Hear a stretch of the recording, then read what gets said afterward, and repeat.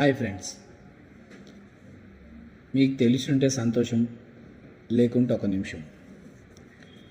ప్రియమైన మిత్రులారా, చరిత్రలో ఒక ప్రశ్న ఎప్పుడూ మనల్ని వెంటాడుతుంది. ఒక సాధారణ వ్యక్తి ఎలా కోట్లాది మంది ప్రజలను ఆలోచనలు మార్చగలడు?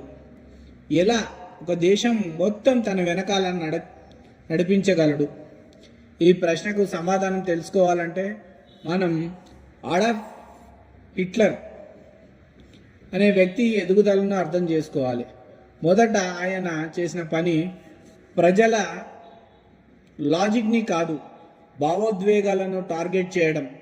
హిట్లర్ ప్రజలను ఆలోచింపజేయనీయలేదు, అతను వాళ్లను అనుభూతి చెందేలా చేశాడు.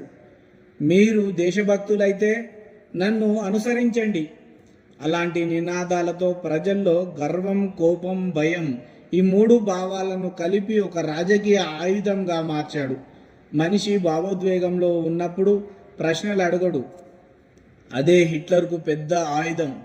తర్వాత ఆయన చేసింది ఆలోచనలపై దాడి. స్వాతంత్రంగా ఆలోచించే పుస్తకాలు ప్రమాదం అని భావించి 25,000కు పైగా పుస్తకాలను బహిరంగంగా తగులబెట్టించారు. సైకాలజీ, ప్రజాస్వామ్యం, స్వేచ్ఛ గురించి చెప్పిన పుస్తకాలను, జ్యూస్ రచయితల రచనలు అన్నీ నిషేధించాడు. ఎందుకంటే చదివే ప్రజలు ప్రశ్నిస్తారు, ప్రశ్నించే ప్రజలను నియంతలు భయపడతారు. మూడో పద్ధతి, ఒక తప్పుడు శత్రువును సృష్టించడం. జర్మనీ ఎదుర్కొంటున్న ప్రతి సమస్యకు యూదులే కారణమని ప్రచారం చేశాడు. ఆర్థిక సంక్షోభమైన, యుద్ధం ఓటమి అయినా ప్రజల కోపాన్ని ఒక సమాజంపై మళ్లించాడు. మరి తర్వాత తనే రక్షకుడిగా నిలిచాడు. భయం సృష్టించి ఆ తర్వాత నీకే పరిష్కారం ఉందని చెప్పు. అదే నియంతల ఫార్ములా. తర్వాత ఆయన మీడియా మరియు విద్యను తన నియంత్రణలోకి తీసుకున్నాడు. రేడియోలో వినిపించేది ఒకే గొంతు, హిట్లర్ గొంతు. వార్తాపత్రికల్లో కనిపించేది ఒకే కథ, హిట్లర్ గొప్పతనం.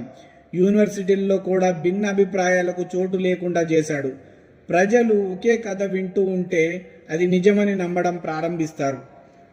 ఇంకా ఒక ప్రమాదకరమైన విషయం, తనను తాను రక్షకుడిగా, దేవునిలా చూపించుకోవడం. హిట్లర్ తన దేశాన్ని కాపాడే యేసయ్యగా ప్రచారం చేసుకున్నాడు.